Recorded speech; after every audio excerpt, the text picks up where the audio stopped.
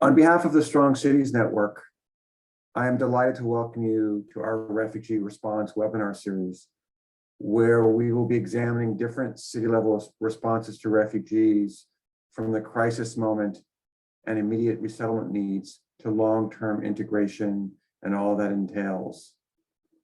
Throughout the series, speakers from around the world will share good practices for sustainable and human rights-based solutions, including how to coordinate and leverage often competing efforts and limited resources within cities to address refugee response, support social cohesion, and counter polarization in a way that does not create or exacerbate existing local tensions that can give rise to hate, extremism, and polarization. To conclude the series, in the fourth and final webinar, we will share the lessons learned from all of our speakers and participants and offer thoughts on the way ahead for cities and their leaders as they continue to address the needs of both refugees and the communities hosting them. We're delighted that all of you have joined us from around the world, and I will now turn it over to my colleague, Jasmine El-Gamal, who will be introducing our panel and moderating this first conversation. Jasmine, over to you. Thank you so much, Eric, and thank you everybody for joining us. We're really excited to have you with us for this panel and for this really important discussion. As we know, cities around the world are facing immediate and urgent questions about how to effectively and humanely respond to the rapid inflow of large refugee populations due to conflict or natural disasters or socioeconomic crises. To prevent the complete overwhelming of local government capacity, which we know can easily happen when you're facing a large influx of refugees, we decided to put together this webinar to talk about how to put together effective rapid response mechanisms that, as Eric said, both address immediate challenges and also help strengthen the social cohesion and community resilience that are essential for preventing extremism and hate-motivated violence. Our speakers today come from 3 different cities around the world. 3 different continents are represented in this webinar, each one of whom plays a very important role in addressing refugee-related issues in times of crisis and beyond from various perspectives. I will be introducing the speakers by name, but their full bios you can find in the chat of this Zoom call. We're going to hear from our speakers about how they immediately responded to refugee inflows in their cities in a time of crisis, who they worked with and how they built coalitions for an effective response, what challenges they faced, how they addressed those challenges. And finally, we're going to end with some lessons learned that they want to share with us based on their experiences. This is going to be more of a conversation, so please feel free to type in your questions in the chat function. We're going to have a 20-minute Q&A session at the end where we'll get to as many of your questions as we can. Our speakers now are Deputy Lord Mayor Nyanjura Doreen from Kampala City, Uganda, Armin Seif from Bochum, Germany, and Fayrouz Saad from Detroit, Michigan.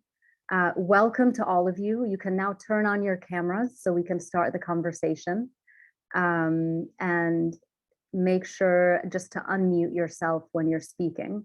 So thank you all for joining us. I'm really happy that you were able to make the time for this discussion. I really appreciate it. I wanted to start with the crisis moment. You know, in this first webinar, we're going to be talking about that moment when thousands or tens of thousands or even hundreds of thousands of refugees start flowing into your city and you have to form an immediate response. If I can start with you, Armin, and the German experience, particularly in your city, can you walk us through that crisis moment that you went through? Who were the refugees that were arriving? What were the circumstances that they were arriving under? And how did you deal with it from the get-go? Well, thank you very much. Thanks so much for having me, and thank you much for the organizers. I will try to paint the big picture first through some numbers, if you allow me, and then come down to the city level in Germany, where my relevant experience is based on. Millions of people around the world are fleeing war and violence. According to UNHCR, outbreaks of violence in Ethiopia, Burkina Faso, Myanmar, Nigeria, Afghanistan, Congo, and other countries are reasons for the latest refugee movements. The main causes are human rights violations, violence, and armed conflict. At the end of 2020, we had more than 80 million people who shared the fate of refugees. But the Russian war of aggression, I call it, I think many others do as well, the number increased drastically to more than 100 million. This number is alarming. According to UNHCR, it is the fastest growing refugee movement since World War II. The war against Ukraine, launched by Russian president, is making a significant contribution to the worsening of the global refugee crisis facing innocent people around the world. Over 25% of the Ukrainian population is on the run, but 8 million of them are internally displaced, IDPs. Over 6 million people fled to other countries. Most people moved to neighboring countries of Poland, over 3 million, Romania, 1 million, Russia itself, almost 1 million, and Hungary, well over 500,000. Among the non-neighboring countries is Germany, ahead of Czech Republic and Italy, with most important receiving, as the most important receiving countries. According to the German Interior Ministry, more than 700,000 Ukrainian refugees are registered in Germany. However, these figures are only to be understood as approximate values. In Germany, for example, some Ukrainians have probably not yet been registered, and many have returned. Just two more numbers. I apologize for the numbers. Two numbers that are important for the city level and for dealing with vulnerable groups. Well over 80% of the refugees are women, and over 60% of them are here with their children. And this is how the German cities are reacting in this moment of crisis. A very good title for the webinar. On the 24th February, when Russia attacked Ukraine, German cities immediately condemned Russia's war and showed solidarity with Ukraine. German cities, more than 70% of which, I think that number is not right, but many of them have partnership agreements with municipalities in Ukraine and Russia. They reacted all with horror to this attack, and they called on President Putin to stop the war. This position was committed against the crisis mode, was communicated on many levels through organizations such as German Association of Cities, but also through communities, through rallies, etc. It is important to see through which measures communities were mobilized. That's why I'm listing them, actually. The calls for rallies and solidarity came initially from civil society. In response to this rapidly building pressure, cities, on the first day, by the way, city administrations began to issue statements and take measures into consideration. Many cities offered help to Western Ukrainian cities of Lviv, which has taken the most number of IDPs. There have been direct appeals from mayors to put in, many cities put in Ukrainian flags, put up Ukrainian flags. So we saw important buildings with Ukrainian colors. Mayors came together in joint statements, etc. In any case, it was an incredibly fast response in the municipalities right on the first day. In the days that followed, symbolic acts continued and expanded: benefit concerts, rallies, declarations, statements, solidarity, fundraising events, condemnations, prayers, etc. Later, when Russian troops began using the word Z on their tanks and vehicles, some cities stopped issuing the letter Z on license plates. So another symbolic act. The carnival was cancelled in many places. Again, very important in Germany for the political culture. It was cancelled in many places. And all this symbolically important, and this was followed by overwhelming amount of donations and aid. 8 packages for partner cities were organized and brought to the Ukrainian border with 8 convoys directly to Lviv, but also to Kharkiv and Odessa. In addition, there was financial aid and aid transport, especially to the Polish twin towns, who, as mentioned, took the most of refugees. Regarding operational measures, operational measures, it must be said that we are talking about a parallel crisis. I think that's nothing new. I say the whole world is in crisis mode due to Corona, including German cities. Crisis units and task forces for humanitarian aid could therefore start very quickly. Existing crisis units were simply rededicated to address the unfolding refugee situation. The first action taken by the crisis units was almost everywhere, including in Bochum, to start central welcome centers to reactivate those from 2015 refugee crisis. The function of the welcome centers is to inform, register, allocate accommodation, secure their basic financial needs, and if necessary, enroll children for schools. Refugees from Ukraine are entitled to housing to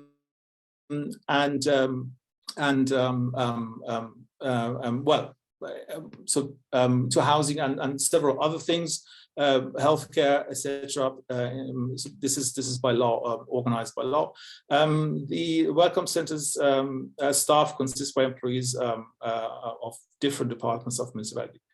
The first refugees arrived towards the end of February, and in many places there were measures like free public transport, free access to museums, etc. In addition to accommodation, health is a top priority.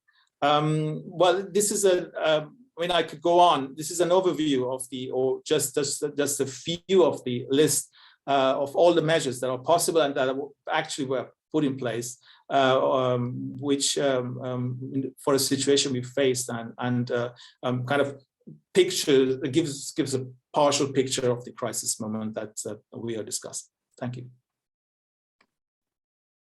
Thank you so much, Armin. There's so much to unpack in what you just said, but I want to point out a couple of things that I think we can come to later, and maybe our other speakers could compare sort of your situation to theirs. One thing that folks should know is that under Germany's regional quota system, that the state of North Rhine-Westphalia, where Bochum is located, receives actually the largest share of asylum seekers in all of Germany. And you mentioned 2 really important things, I think, and I wonder how much the Syria sort of refugee crisis prepared you and prepared Germans for dealing with the current crisis regarding Ukrainians. One thing that you mentioned was the importance of immediate communications and sort of a public relations effort to prepare and inform the local host population to accept these refugees into their cities. And then the second thing was the welcome center. I found that to be also a really important way of sort of organizing the refugee inflow and making them feel welcome. So we'll talk about some of that stuff later on, but I wanted now to turn to Deputy Lord Mayor Doreen to tell us about her experience in Kampala City. One thing that I learned when I was preparing for this webinar was that Uganda is actually the largest host country in Africa for refugees. And Kampala City more than shoulders its share of that responsibility. So Deputy Lord Mayor, why don't you walk us through your experience from your perspectives as how you first addressed refugees coming into Kampala City in a crisis moment? Thank you so much, and I'm happy to be here. It's a cold morning here in Kampala, and thank you so much for the invite.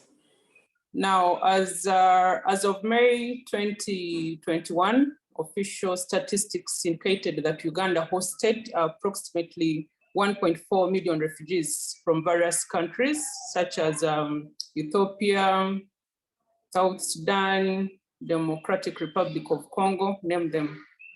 And of course, this is because of our country's refugee policy, which has been praised internationally, whereby refugees are entitled to a small plot of land to cultivate, food ratios, they have a right to access health and education services like the ones that are being offered to nationals.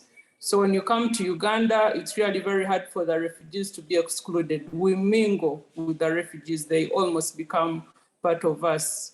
So they have the freedom of movement, they have a right to work outside their designated refugee settlement areas. Of course, however, the quality of life in refugee settlements, especially those in rural areas here in Uganda, are not good enough. So majority of those refugees are forced to move to Kampala, which is the urban city. So at Kampala, we do not only get refugees that directly come from countries that, for example, have been hit by wars or human rights violations.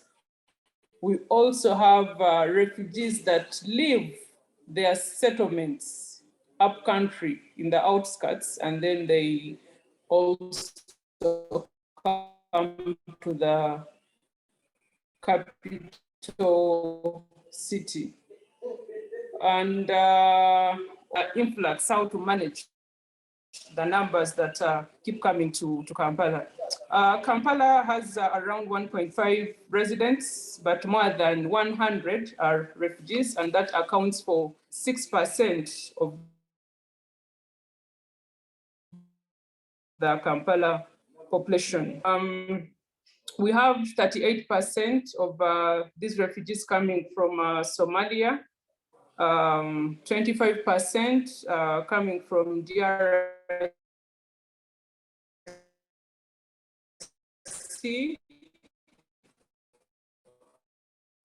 Eritrea caters for 19%, South Sudan 6%. Of course, you have so many Rwandese in Uganda and based in our constitution, so many of them are not really counted as refugees. I felt I should make that clear. And out of these numbers, we have 53 are females, and then we have 47% of them catering for the females. And from last year, we also have a new number of refugees coming in from Pakistan and also from Turkey. So as I talk, we now have 227 that have come in from Pakistan, and we also have 76%. Of course, for Pakistan, there was a war, if we all remember, in Afghanistan. And for Turkey, there was change of leadership. So many of them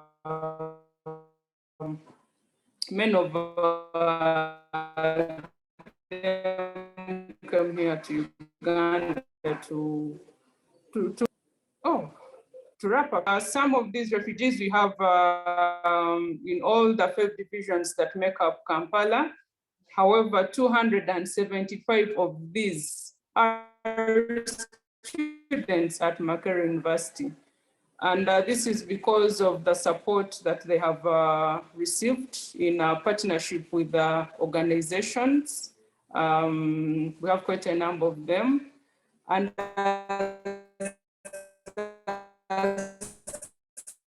we do not have any direct allocated to the office of the Prime Minister.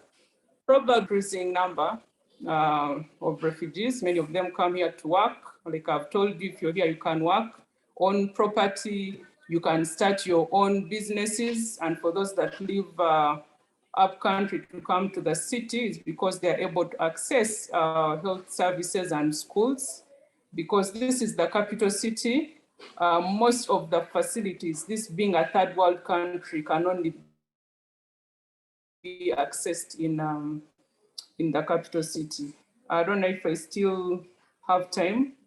And of course, this has put a lot of pressure on some of our services. We're already burdened as a country. Like I've already said, this is a third world country. We have 65 unemployment in Kampala, specifically for the youths. And so it's not that easy, but KCCA currently is drafting a comprehensive plan on how to deal with the issue of refugees and all the challenges that come along with that. I think for now, I'll stop it at that. Thank you so much, Deputy Lord Mayor Doreen, for that. And it really does sound like the infrastructure and the services that you have available for refugees are quite an example for other cities to follow, making them feel like they have somewhere to go and that they're part of the community, which is really important. Later on in the webinar, we'll talk about some of those challenges that you mentioned briefly. You said that it's strained your economy, I'm sure, and in other ways, I'm sure there were challenges as well that we'll get to in a little bit later on. Fayrouz, I want to turn to you now. We were talking earlier, you and I, about how in the US, it's a bit different when it comes to especially refugees coming from other parts of the world. The word crisis means something different in the US because, as you said, you don't just have refugees showing up in your, at your doorstep. They have to go through a process and be vetted and approved and cross an ocean before they show up. So that does give you a bit of time to prepare. So what does a crisis moment mean for a city like Detroit in the US? What type of a crisis was it? If you can just walk us through that. Yeah, absolutely. So first of all, thank you for having me here. I was the first director of immigrant affairs in the city of Detroit under Mayor Mike Duggan. And as Jasmine said, in 2015, during the height of the Syrian refugee crisis, then President Barack Obama announced that in addition to the on average, about 75,000 refugees that the United States currently took in at the time, there would be an additional 10,000 that we would take in from Syria. I know compared to our friends in Europe and other parts of the world, that number sounds really small, but given the way the infrastructure works and the process in the US, that's actually quite a big number for us. And so let me just kind of set the stage in terms of the type of crisis that we were working with. So the President Obama's announcement at the time was actually kind of what set off the crisis. And so there is kind of a few different factors to that. One was that this would be an unprecedented increase in refugee resettlement. And so therefore, our refugee resettlement agencies, there are about 9 national refugee resettlement agencies that then work with their state and local affiliates on the actual resettlement of refugees when they come into the country. So those agencies would then have to kind of gather resources and really kind of restructure their budgets and their state and local infrastructure to be able to resettle refugees properly. Within the city of Detroit, how we worked into that is that prior to 2015, the city of Detroit had actually not resettled refugees in over a decade, and not only had not resettled refugees, but there was actually a specific, not mandate, but kind of guidance from the White House and the State Department that refugees would not be resettled in Detroit because of what was happening with the economy at the time. So any refugees that were resettled were largely resettled outside of the city of Detroit. And even then, it was only refugees that were resettled because they had specific ties to family. So there was really no infrastructure in the city of Detroit to resettle refugees. So that's crisis number one. And so I came in and was asked to kind of help build this infrastructure, which we'll get into later. The second part of the crisis was that at the time of President Obama's announcement, there was also kind of the beginning of the 2016 presidential campaign, and we had a number of Republican candidates that kind of used a few kind of things happening around the world to really then begin to vilify refugees and immigrants more broadly. So then we had a public relations crisis that we were also dealing with in the city of Detroit. And all of these things compounded on one another kind of created a bigger crisis because we had no infrastructure for resettlement. Therefore, we had no history of resettlement. And therefore, we had a population that was already struggling because of a lot of, as I alluded to, things happening with the economy at the time. That we're now kind of getting bits and pieces of information about now refugees would be resettled in Detroit, and that, you know, thanks to kind of what was happening politically, these people are dangerous, these people suck up resources, these people, so on and so forth. I think a lot of us kind of know the way it was being messaged at the time, and unfortunately still to this day. And so I had kind of all of these crises compounded on one another. And then a mayor at the time, and we'll get into this part later too, who was actually incredibly supportive and wanted to resettle refugees, saw the value, wanted to support the Obama administration mandate. And so regardless of all the crises, you know, we were moving forward regardless. And so I kind of was coming in and asked to fix it and then build it. So I'll just stop there and we can get into some of the other pieces later. Thank you so much, Fayrouz. And I find it fascinating, sort of the three different experiences that you all just described, particularly the really stark difference between the Detroit's experience of having no infrastructure and really having, you know, to build all of this from scratch in the moment, as opposed to what Armin was describing as, you know, when dealing with Ukrainian refugees, that the infrastructure was already there because you had dealt with a Syrian refugee crisis before, Armin. So I wanted to ask the three of you, we'll do another round, starting with Armin.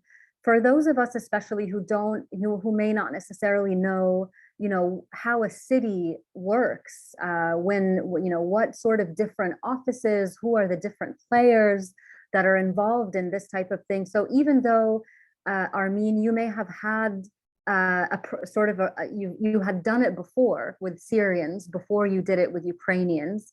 Can you describe to us how you went about building this sort of citywide response system? You know, who was involved, what were the names of the offices and who did what, at the same time ensuring that these efforts didn't, you know, create or exacerbate any social or economic tensions amongst different groups in the city? Sort of how did you maintain social cohesion while building this coalition of response?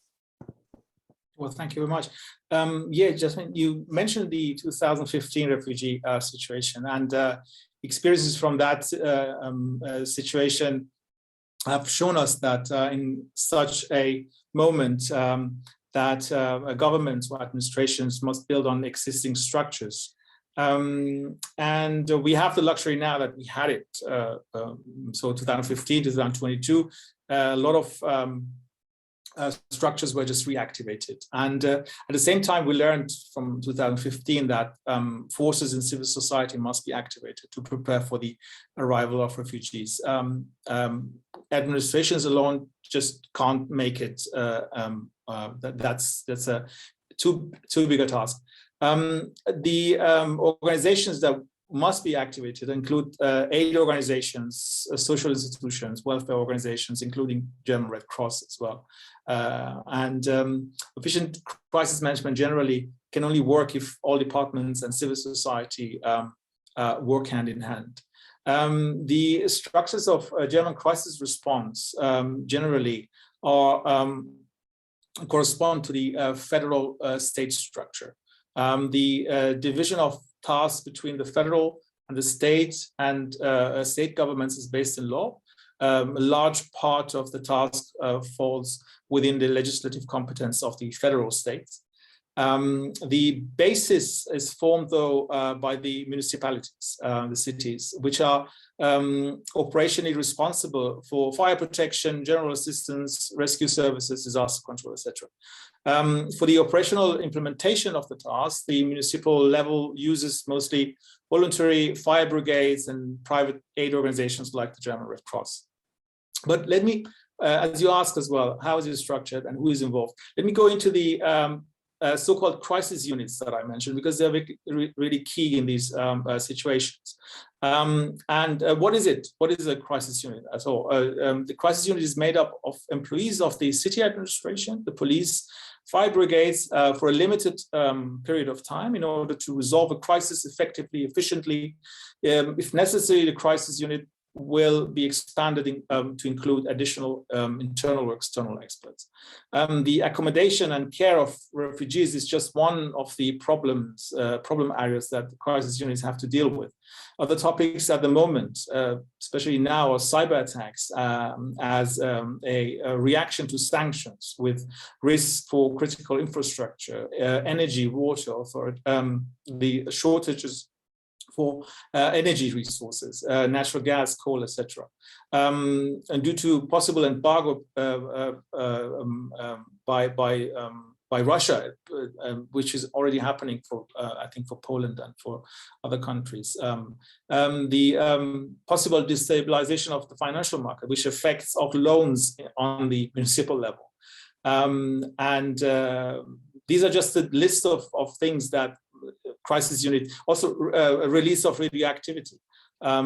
These are things that a crisis unit has to deal with. The crisis management team is the only level of the communication, and that's, I think that's very important, crisis communication with the media and the population. In the event of a crisis, it only releases reliable information and facts to the media and the population. Clear communication with understandable and comprehensible decisions must be part of a crisis communication.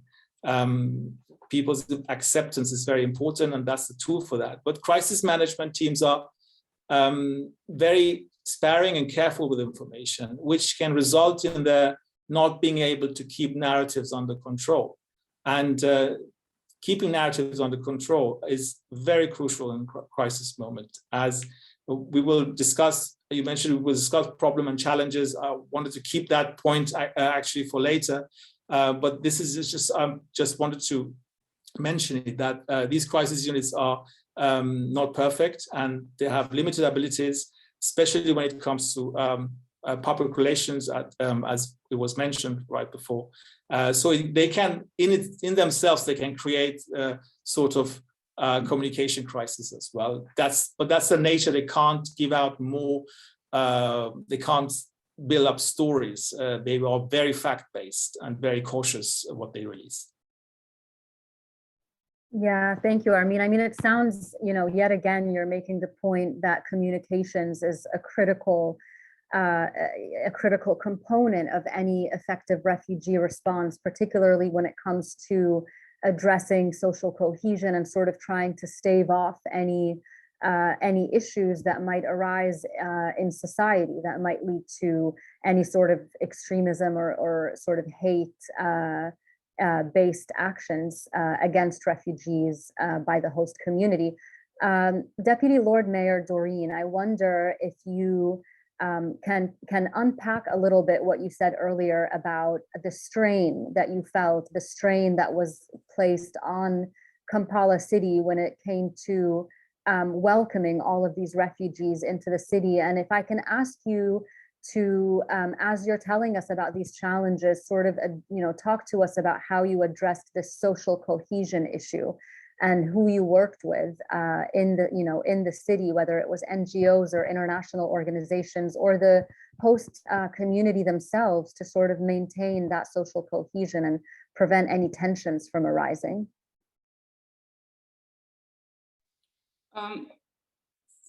Thank you so much. I was asked to put off my video because earlier on I was breaking, so I'll do exactly that.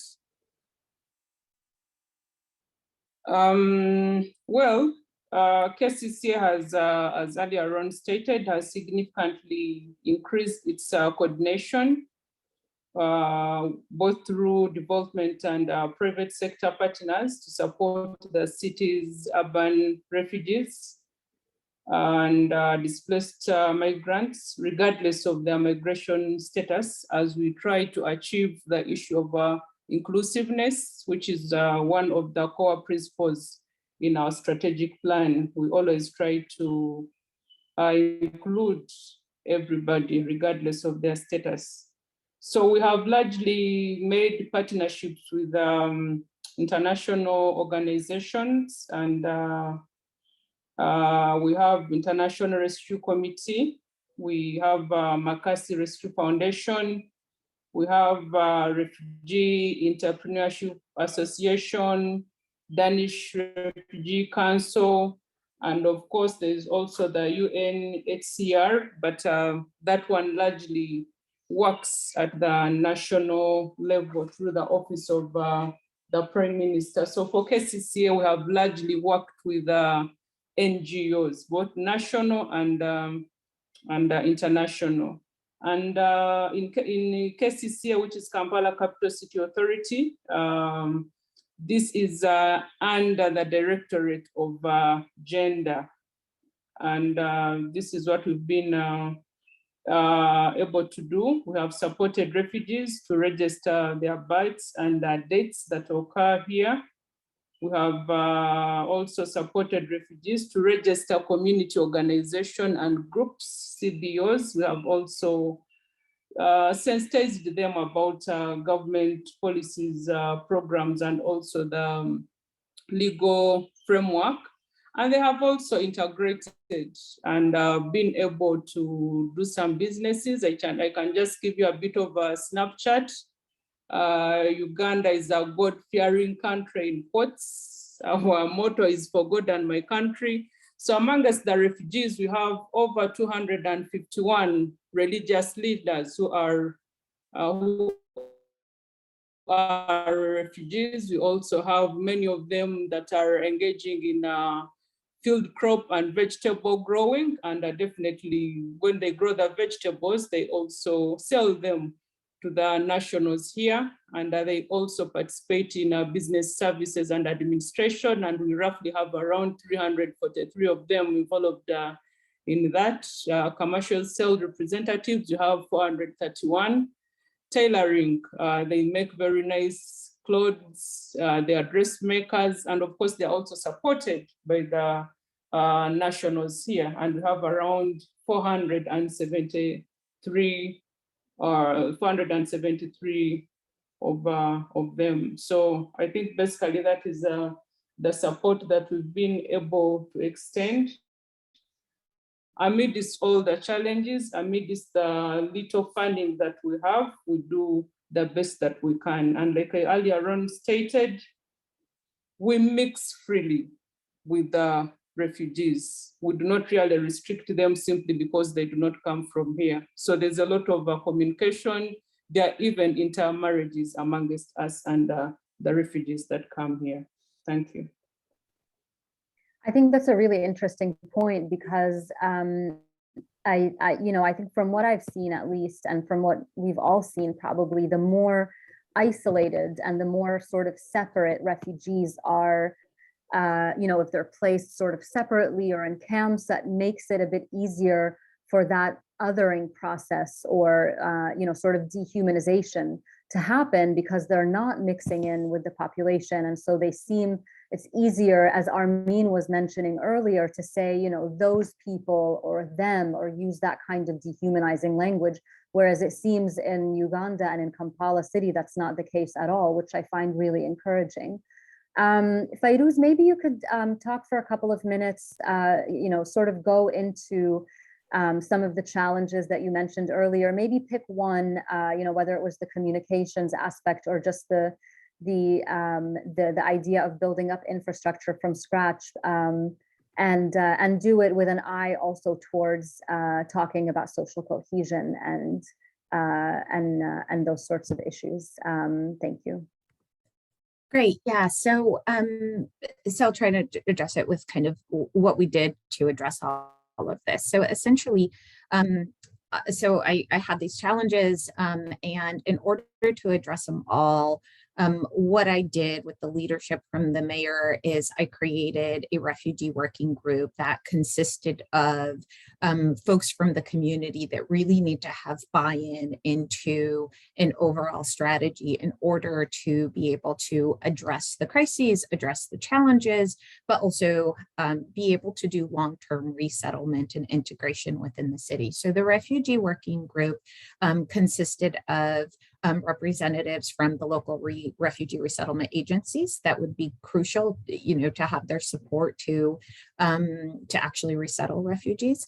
And then it had folks from social service groups and other kind of refugee related groups that were part of refugee resettlement or immigrant integration, those that did the health services of refugees, those that did mental services of refugees, and then also community groups, neighborhood groups, Black churches within the city of Detroit. And I brought them all into this process to help me kind of think through how we can address all of these challenges, from building the infrastructure to tackling the public relations crisis, and then also again, to be able to successfully resettle refugees in the city for long term, and not just put people in houses only to move out a month or two later, because that's not what you want. And so the refugee working group worked hard over a 6-week time. Actually, we met at least once or twice a week. In each working group was designed to answer one of the challenges that were addressed. So with infrastructure, within that we had schools, housing, employment, transportation, so on and so forth, all thinking through all of the things that refugees face and the challenges that they have to overcome to be able to successfully live and integrate in a city. And then kind of community groups, what public support do you need? Again, churches, neighborhood groups, leaders, kind of thinking through all of those things. We had a meeting with law enforcement to kind of really talk through the public safety challenges. And then at the end of the 6 weeks, we had actually created a refugee resettlement strategy that was then sorry, I've been timing myself to make sure I don't go over. That was then actually handed over to the State Department and the White House for their sign off, so that it really was not just a whole of community approach, but a whole of government's approach to have the support we needed to be able to resettle refugees within the city of Detroit. Thank you so much, Fayrouz. It's such a great effort. I really have to commend you for everything that you did, especially since you were starting from scratch. So thank you for sharing that with us. I just wanted to say that we had a question in the chat about the EU, and I think for this particular webinar, we're going to try to focus specifically on the 3 cities that we're talking about. I don't think that any of our speakers can really speak to the EU at large. So I apologize to the person who asked that question. If you have a question on the 3 cities in particular that we're discussing, I would welcome that. We have a question on sort of, risk assessments that were taken, if there were any sort of formalized risk assessments that were taken when it came to those incoming refugees. I mean, Fayrouz, I know probably, the applications that they had to go through to come to the US counted as some sort of a risk assessment. Correct me if I'm wrong. But maybe we can include that question and another question that's talking about asking about key lessons learned. Maybe we could sort of take those 2 together and have all of you do a round of key lessons that you've learned from your experiences, sort of looking back at what you've done so far some of the lessons that you've learned, whether it's something that you felt that you did really well that other cities should be taking into account, or things that you could have done better that you want to warn other, whether it's mayors or other folks working at the city level, that they should take into account, particularly when it comes to maintaining that social fabric and social cohesion that we've been talking about. So why don't I go back to you, Armin, briefly. We have about 10 minutes for this last round of key lessons that we want to impart on the audience. So if you could give us a couple of minutes worth of an answer. Thank you. Thank you very much. Yeah, before I go into the lessons, maybe one real big challenge that we faced because we had this situation in 2015, just wanted to bring it up, was the reliance on the 2015 experience. So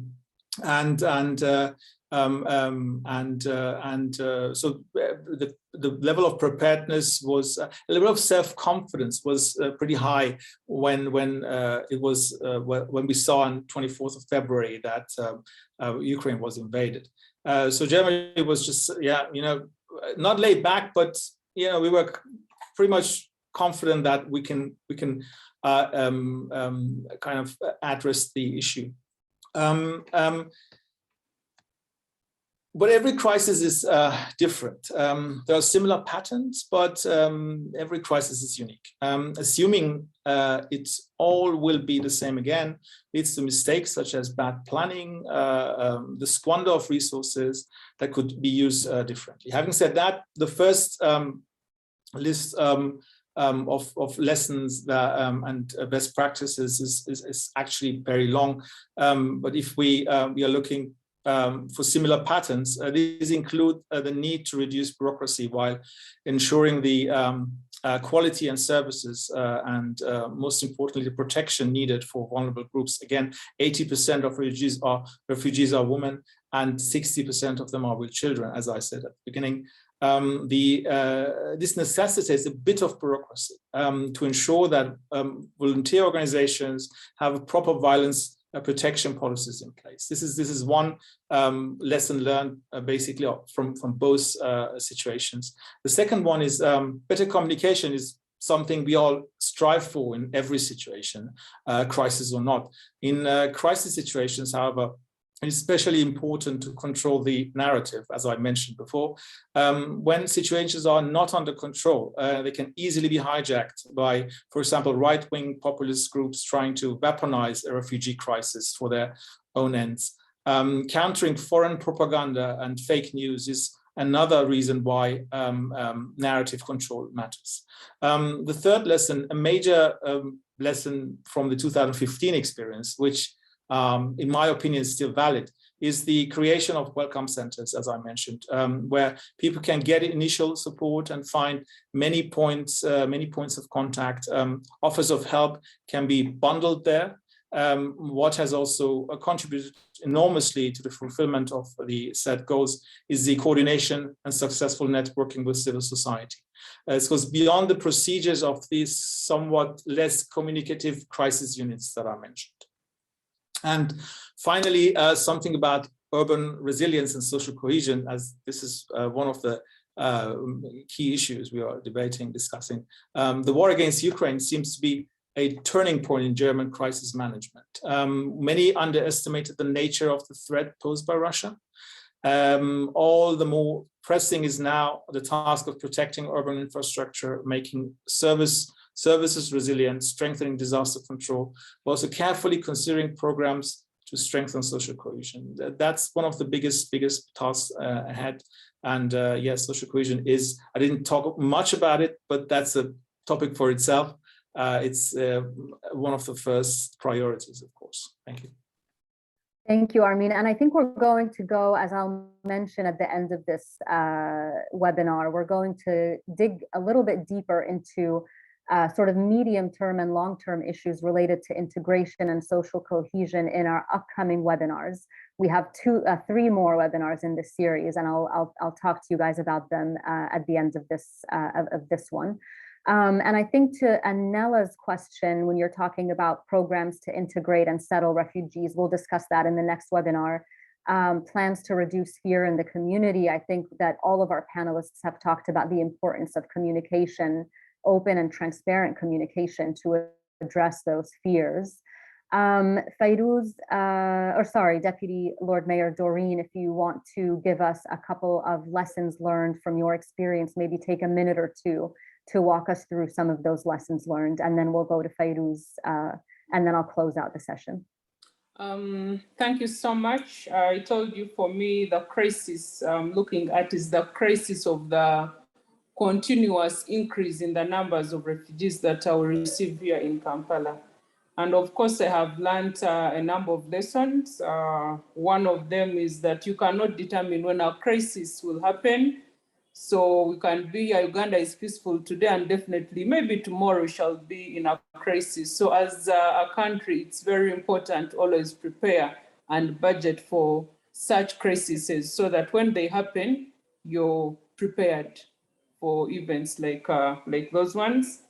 And of course, there's a competition of funding, competition of resources that are specifically allocated to the refugees. I already communicated that at Kampala Capital City Authority, the resources for refugees are allocated in the office of the Prime Minister, which is at the national level. So in most cases, you'll find that for us in the city, we are left out. And that is why we are putting most of our efforts in working with NGOs. But there are other people, there are other areas that are hosting refugees, and maybe they're not very good at lobbying. Yeah, so that is a lesson learned. Probably could say this percentage, it can be 2% or 1%, and we say we allocate it in the budget, and we know which city is going to get that percentage. For me, I think that would really help us so that we do not run into a crisis when we have refugees flying in from all over. And of course, there's an interesting scenario specifically for Uganda, because I already communicated that we receive a lot of support from UNHCR, and at some point the nationals feel left out because we are talking about some areas, not necessarily in Kampala, where people have nothing to eat, where people do not have access to medication. So when they see the refugees receiving all these things from international organizations, as citizens, they feel left out. However, in Kampala, we have tried to solve that, and where there's a ratio of maybe 70 to 30. If an organization is bringing in funds to help the refugees, they say, okay, 70% will go to the refugees, but also 30% can go to the host communities, because even the host communities are not doing any better. So personally, I think I've learned that as cities, we need to plan for these emergencies because they're likely to happen and fall on us anytime. Thank you so much. That's just incredibly important points that you just made about being prepared, especially budgeting for these sorts of crises. And I think the idea of dividing, sort of resources and including the host community is a really important point, because in a lot of countries I've seen, Lebanon is an example of when we see we could see resentment in host communities because most of the international aid that's coming in, if not all of it, is given to refugees without really addressing the needs of the host community. So thank you for making that point. I find it really important. Fayrouz, do you want to just give us a couple of minutes of, sort of your key lessons, just with a forward-looking, future-looking perspective, and maybe you want to take what the last part of Leo's question in that, which is, are there any new challenges that you expect cities to be facing when it comes to this issue? Yeah, so to kind of actually piggyback off Deputy Laura Doreen's comments, so building the infrastructure is incredibly important in those ways. And the big piece of that I found that in addressing our challenges was communications and leadership. And, within communications is education. And so, we had a lot of those same challenges that Deputy Lord was just referring to, but it was a false narrative, of people believing that, someone made a comment to us. We were talking about the humanitarian crisis in Syria, and they said, what about the humanitarian crisis in Detroit? That's a very real thing. Detroiters are also struggling. And so, we really had to take the time to educate everyone that I talked about earlier about what it means to be a refugee in America, what resources come with that. It's not necessarily either us versus them, and really having an effective communications plan. And that a big piece of that is leadership. And having your mayor, having, deputy mayors, so on, elected leaders, community leaders, being at the helm of leading those messages in the communications and not like further enabling the mis and disinformation and instilling fear in the public. With those two things together, you can really have successful resettlement. But I think a challenge that continues to be a problem and was a problem for me is something that the Deputy Lord referred to, and that is also then putting resources behind that. Not just having budgets specifically about resettlement, but really integrating these communities into your other budgets, into your workforce budget, into your housing budget, so on and so forth. Because, the way I've seen it done in the US so far is that we just think about refugees and really kind of the immigrant community at large, asylum seekers, as kind of a separate population that's doing their own thing. They have access to programs that we are building over here, but as we know, equity is a big conversation in the US right now, and how you build more equitable programs that help address challenges of communities that are already, that already have language challenges, have access challenges, have transportation challenges, so on and so forth. And so that was definitely an issue for me at the time, even though I worked within the city's infrastructure to try and address it. But unless it has its own effort and people are really thinking about it, long-term resettlement and success of immigrant and refugee communities is going to be difficult. Thank you so much to all of you for this fascinating discussion, and truly, truly a useful discussion. We talked about, so many things when it comes to addressing refugee crisis and sort of setting up infrastructure so that the medium-term and long-term challenges are easier to deal with. So things like preparation and budgeting, the importance of communication and humanization of the refugee population, while at the same time not taking the needs of the host community for granted and including them into that initial crisis response.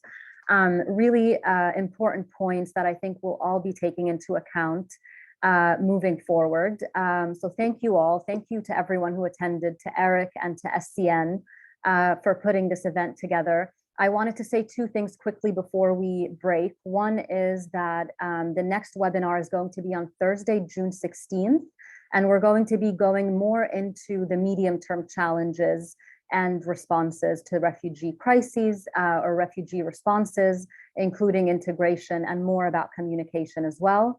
And finally, for everyone who wants to learn more about the SCN, the Strong Cities Network, that runs webinars such as this one and does lots of different work and initiatives, bringing cities together to learn from each other and use each other's expertise and resources for all sorts of issues and challenges. Please visit the SCN website, which will be pasted in the chat as well. And thank you again all so much. Very much appreciate having you here. And I hope you found this useful and enjoyed the conversation as well. So have a great rest of the day, and we'll see you all hopefully soon.